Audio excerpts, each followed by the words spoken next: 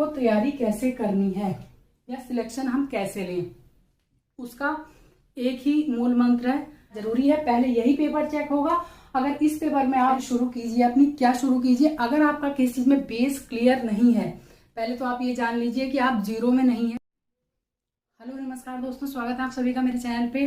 देखिए, जो लोग शिक्षक भर्ती का इंतजार कर रहे हैं सभी को पता है कि बीपीएससी शिक्षक भर्ती जो दूसरी वाली है, जिसे बीपीएससी टीआरई 2.0 कहा जा रहा है, उसका ऑफिशियल जो सूचना है वो आ चुकी है आप लोगों के सामने।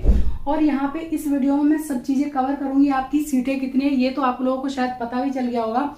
एज लिमिट क्या है या एज रिलैक्सेशन क्या है, योग्यता क्या है, और दूसरी बात इसमें एग्जाम पैटर्न क्या रहेगा, और इसमें कौन कौन लोग फॉर्म भर सकते हैं, क्या एलिजिबिलिटी है, इसमें कितने कितने मार्क्स के पेपर होंगे, और सबसे बड़ी बात की तैयारी कैसे करें। सबसे बड़ी बात यही होती है, सूचनाएं हम देख लेते हैं लेकिन तैयारी कैसे करें या तैयारी हम कर ही नहीं पाते हैं या फिर पूरी नहीं हो पाती है। तो ये सभी चीजें मैं इसमें कवर करूंगी, किस तरह से हम मेन चीज किस तरह से तैयारी करें। तो वीडियो में एंड तक बने रहिएगा, सारी बातें मैं आप लोगों को इसमें क्लियर करूंगी। सबसे पहले हम लोग बात कर लेते हैं। देखिए, ऑफिशियल सूचना के द्वारा हमें पता चल चुका है कि कितने कितने पद किस संवर्ग में आ रहे हैं। सबसे पहले बात करते हैं। देखिए, 6 to 8 तक के लिए हैं, ये आ रहे हैं 31,982 पद हैं, आप सभी को शायद पता भी चल गया होगा। 9 से 10 के लिए हैं 18,880 पद हैं, 11 से 12 के लिए हैं 18,830 पद हैं। टोटल पद ये हो रहे हैं पूरे 70 के लगभग, 70,000। इससे ज्यादा भी आ सकते हैं, कम तो होंगे नहीं। ज्यादा इसलिए भी हो सकता है कि किसी में देखिए पीआरटी के पद नहीं है। पीआरटी के पद ना होने के दो रीजन है इसमें। एक तो ये अभी भर्ती आई थी बहुत बड़ी, उसमें सीटें फिल हो जाएंगी पूरी। अगर उसमें से सीटें बचती हैं तो शायद इसमें ये लोग ऐड करेंगे, क्योंकि सीटें कभी भी कम नहीं होती हैं, हमेशा बढ़ाई ही जाती हैं। तो ये चिंता ना करें कि सीटें इसमें कम होंगी, बढ़ाई भले ही जाएंगी, और इनसे ज्यादा ही पद हैं, कम नहीं है। अब बात करते हैं कि एज क्या है। देखिए, जो मैक्सिमम एज है मेल के लिए 21 साल से और 37 साल तक है, जो जनरल मेल की यहाँ पे हम बात करते हैं। अदर जो होते हैं ओबीसी, एससी, एसटी, वो 3 साल प्लस 5 साल इस तरह से आप बढ़ा के मान लीजिए, ठीक है। फिर उसके बाद फीमेल की है 21 से 40 है, और एससी एसटी इसी तरह से 3 + 5 आप लोग बढ़ा लेंगे, उसी के अकॉर्डिंग है। और यहाँ पे हम बात करते हैं, देखिए योग्यता की अगर बात करते हैं, सबसे पहले हम योग्यता एलिजिबिलिटी या फिर कौन कौन लोग फॉर्म भर सकते हैं। अगर आप ग्रेजुएट हैं और आप लोगों ने 6 to 8 और 9 to 10 की बात कर रहे हैं यहाँ पे, इसमें भी आपको पता है कि पीजी चाहिए होता है इसमें भी। तो हम बात करते हैं इसमें, अगर आप ग्रेजुएट हैं और आपने बीएड किया है या फिर डीएलएड किया है तो आप इसके लिए एलिजिबल हैं। लेकिन डीएलएड वाले वही एलिजिबल हैं जिन लोगों ने ग्रेजुएशन के बाद डीएलएड किया है। जिन लोगों ने इंटर के बाद किया है वो लोग इसमें एलिजिबल नहीं होंगे। जो इसमें है इंटर के बाद वाला एलिजिबल नहीं होगा इसमें। इस वाले में जिन्होंने ग्रेजुएशन के बाद किया है वो इसमें फॉर्म भर सकते हैं। अब ऐसी, लेकिन इसके साथ क्या है, जो आपका सीटेट पेपर सेकंड है वो आपको क्वालिफाई करना जरूरी है। तो अगर आपका क्वालिफाई है तभी आप इसमें फॉर्म भर सकते हैं, और अगर नहीं भी है, कुछ लोगों का प्रश्न ये होगा कि क्या जो सीटेट होगा दिसंबर में उनको क्या इसमें मौका दिया जाएगा। तो जिस तरह से पहली परीक्षा हुई थी उसमें रिजल्ट का वेट जैसे ये लोग कर रहे हैं, अगर उस डेट तक का आपका रिजल्ट आ जाएगा तो शायद आप लोगों को ये मौका मिलेगा जरूर। और ये 99% चांसेस है कि ये लोग मौका देंगे, क्योंकि इनकी मंशा पूरी जो भर्ती है अपनी पूरी करनी है, इन लोगों को सीटें खाली नहीं छोड़नी है। तो इसमें हमारी बात होगी पदों की, पद कितने हैं, एज की होगी, योग्यता की हो गई है। ऐसी अगर इस संवर्ग में आप भर रहे हैं तो आपका पीजी होना चाहिए, और कुछ जगह पे ग्रेजुएशन भी मांगा जाता है। आप पीजी ग्रेजुएशन तो होगा ही जब आपने बीएड किया है, तो फिर उसके बाद अगर पीजी होगा तो इसमें भी एलिजिबल है, इस वाले में भी। अब बात करते हैं, देखिए अब यहाँ पे बात करते हैं हम एग्जाम पैटर्न की कर लेते हैं। नेगेटिव मार्किंग की बात यह है, देखिए नेगेटिव मार्किंग शायद ही इसमें रहेगी, कुछ कह नहीं सकते हैं। दो चीजों पर डिपेंड करेगी नेगेटिव मार्किंग। अगर आवेदन ज्यादा आ गए तब तो ये लोग क्या करेंगे, नेगेटिव मार्किंग रखेंगे, शायद रखें, और अगर नहीं आए ज्यादा पर तो हटा देंगे नेगेटिव मार्किंग। तो अब बात आती है एग्जाम पैटर्न क्या रहेगा। देखिए एग्जाम पैटर्न में इसमें ज्यादा चेंजेस तो होंगे नहीं, शायद ज्यादा होंगे नहीं। वैसे एक लैंग्वेज का पेपर होगा, वो सभी के लिए अनिवार्य होता है, और अनिवार्य में ये होता है, पहला होगा, पहला पार्ट इसमें इंग्लिश का होगा और दूसरे में हिंदी, उर्दू या फिर बांग्ला, कोई एक भाषा इनमें से होगी। इंग्लिश का पेपर रहेगा 25 नंबर का और ये रहेगा 75 का, इनमें से जो हिंदी या आपकी हिंदी, उर्दू या बांग्ला रहेगी। और इसमें आपको 30+ मार्क्स ऑब्टेन करने हैं। ये क्वालिफाइंग नेचर का पेपर होगा ये वाला, लेकिन आपका इसको क्वालिफाई करना जरूरी है। पहले यही पेपर चेक होगा। अगर इस पेपर में आप फेल होते हैं तो आपको नेक्स्ट पेपर का, आपका जो नेक्स्ट वाला दूसरा पेपर है मेन, वो आपका चेक नहीं होगा।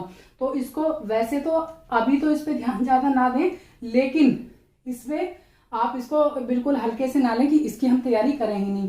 इनमें से कोई एक भाषा आपको लेनी है, ये नहीं कि सारी भाषाएं हैं, कोई एक भाषा आपको चूज करनी है। मोस्टली वैसे हिंदी ही करते हैं, अब जिनकी उर्दू या बांग्ला है वो ये भी करेंगे।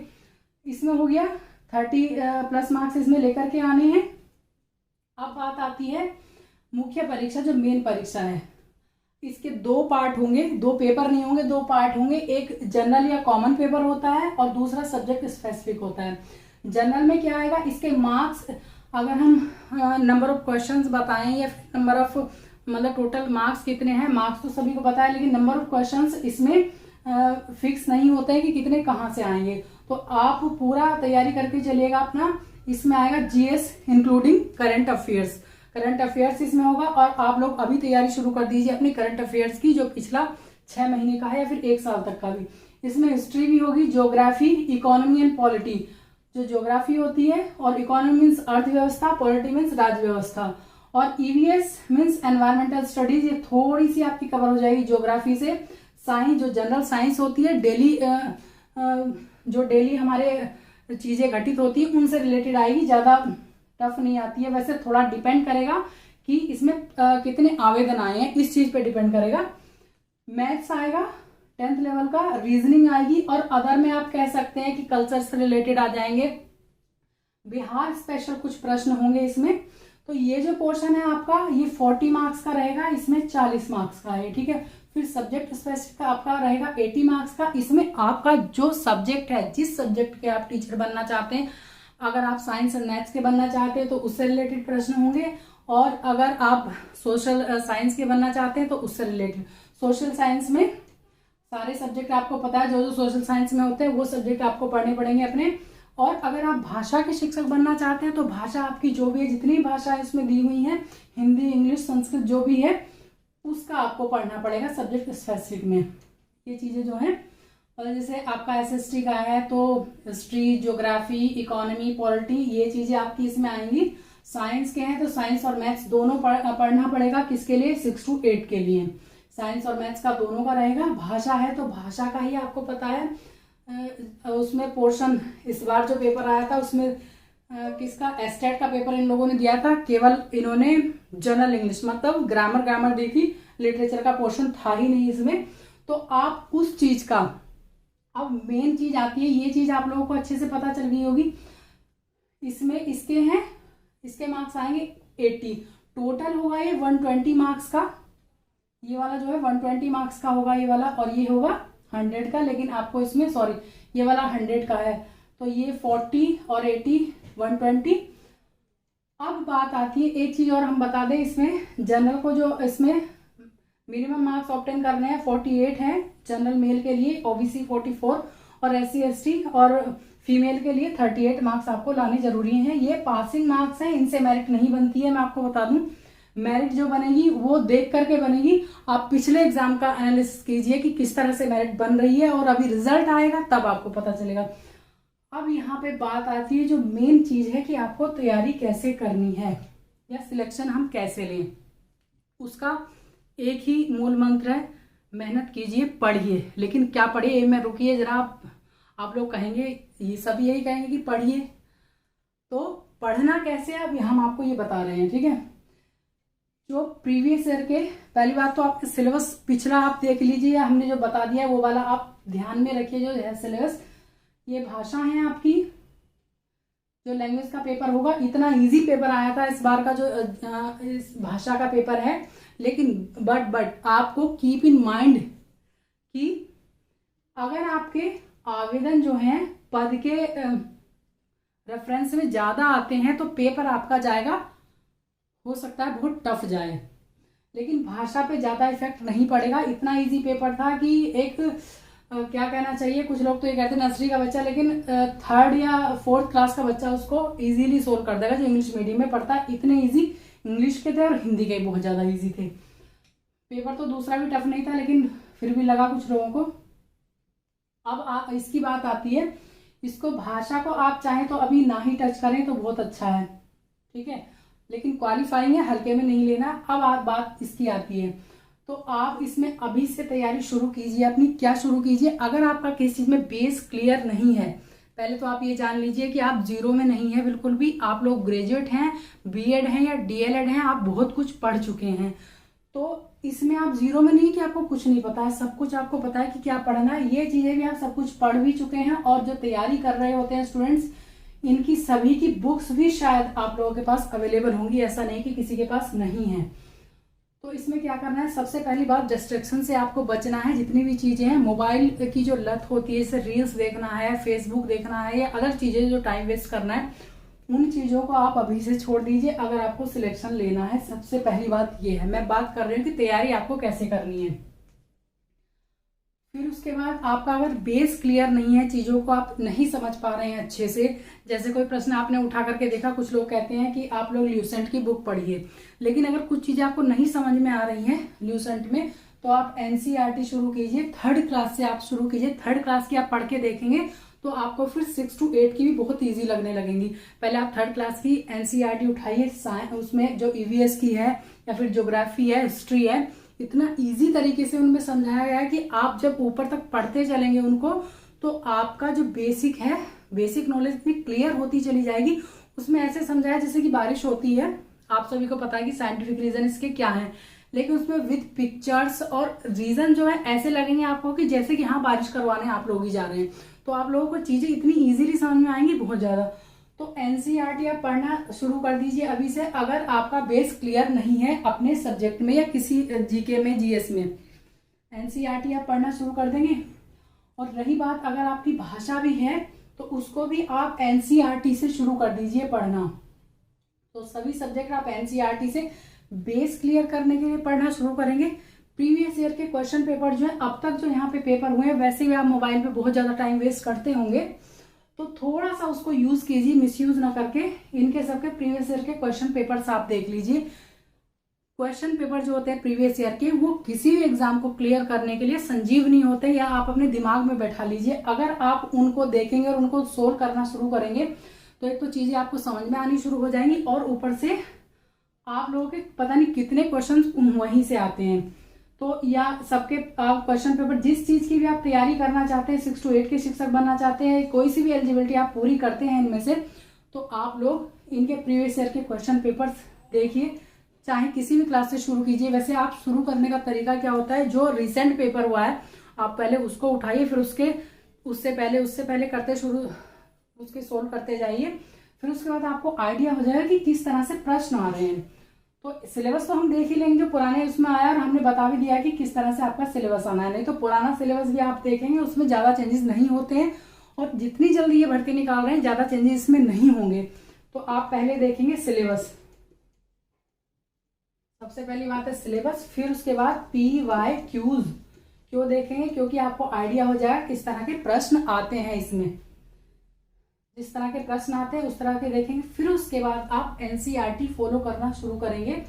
इसलिए करेंगे, आपको इतनी बेसिक नॉलेज आपको क्लियर करनी है। और जीके के लिए, जीके में बहुत वास्ट अपने आप में ये एक तरह से सिलेबस होता है, तो आप न्यूज़पेपर में पढ़ना शुरू कर दीजिए। उसकी जो छोटी छोटी लाइन्स है उनको अंडरलाइन करके नोट्स बनाना शुरू कर दीजिए अभी से। आप लोग अपनी सेल्फ स्टडी पे ज़्यादा ध्यान दीजिएगा। पिछले जो एग्जाम हुए हैं, चाहे आप पीआरटी का ले लीजिए या किसी का भी, तो उसमें एक भी प्रश्न आप जो ऑनलाइन क्लासेस देखते हैं उनमें से एक भी नहीं आया है। तो जिन्होंने सेल्फ स्टडी की है और मेहनत की है उनका सिलेक्शन होता है, जरूर होगा। तो आप अभी से शुरू कीजिए एनसीईआरटी, और जो आपके जितने भी आपके पास सोर्सेज हों उनमें से अगर आपको लगता है कि हाँ इनसे हम तैयारी कर सकते हैं, आप केवल एक पढ़ के देखिए बुक को, तो आपको समझ में आ जाएगा। जब आप PYQs देखेंगे कि कहाँ से प्रश्न आते हैं, तो आपको पता चल जाएगा। एनसीईआरटी में फिर आप वही चीजें खोजेंगे जहां से प्रश्न आते हैं। तो शुरू कहाँ से कीजिएगा, 3rd क्लास की। अगर आपका बेस क्लियर नहीं है और बेस क्लियर है तो आप 5th क्लास से शुरू कर लीजिए, 6 से, और फिर 10th तक की पूरी पढ़ लीजिए आप। बहुत आपको इंटरेस्ट आने लगेगा पढ़ने में और समझ में सब कुछ आ जाएगा। फिर भी इस चीज में आई थिंक आप लोगों को सब कुछ क्लियर हो जाएगा। और तैयारी कैसे करनी है, सेल्फ स्टडीज इज जो मतलब क्या कहूँ मैं कि बेस्ट बताऊं या जो भी बताऊं, सेल्फ स्टडी से बेस्ट कुछ भी नहीं है। अब जो सेल्फ स्टडी करेंगे उन्हीं का सिलेक्शन होता है वैसे मोस्टली। अब मेरिट वेरिट आप हाई कर दें या लो कर दें, उससे भी उन लोगों को फर्क नहीं पड़ता है जो सेल्फ स्टडी से मेहनत करके पढ़ते हैं। तो आप लोग अभी से तैयारी शुरू कीजिए। आप वेट मत कीजिए कि सिलेबस कब आएगा या ऑफिशियल नोटिफिकेशन में कब हमें पता चलेगा कि क्या क्या पढ़ना है। पढ़ना आप लोगों के पास है। क्या पढ़ना है आपको, जीएस पढ़ना है, आपको सब्जेक्ट स्पेसिफिक पढ़ना है, लैंग्वेज पढ़नी है। तो सब चीजें आपके पास है। ऐसा नहीं कि आप लोगों के पास सिलेबस नहीं है, इस चीज का आप वेट नहीं करेंगे। जो 1-2 नंबर का अफसोस रह जाता है वो उन्हीं को रहता है जब लोग सिलेबस आने के बाद पढ़ना शुरू करते हैं या फिर ऑफिशियल नोटिफिकेशन आने के बाद शुरू करते हैं। सिलेक्शन उन्हीं का होता है जिनकी तैयारी सतत रहती है, मतलब कंटिन्यू रहती है। तो अभी से तैयारी शुरू कर दीजिए। अगर नहीं भी शुरू की है तो टाइम निकला नहीं है अभी। आई होप आप लोगों को ये सब कुछ समझ में आ गया होगा और वीडियो भी पसंद आई होगी। तो वीडियो पसंद आई हो तो प्लीज़ वीडियो को लाइक जरूर कर दीजिएगा और चैनल पे नए हैं तो चैनल को सब्सक्राइब जरूर कर दीजिएगा। इससे रिलेटेड कोई भी आपकी क्वेरी है तो आप लोग प्लीज़ कमेंट करके पूछ सकते हैं, मैं आपको आंसर करूंगी। वीडियो देखने के लिए थैंक यू सो मच।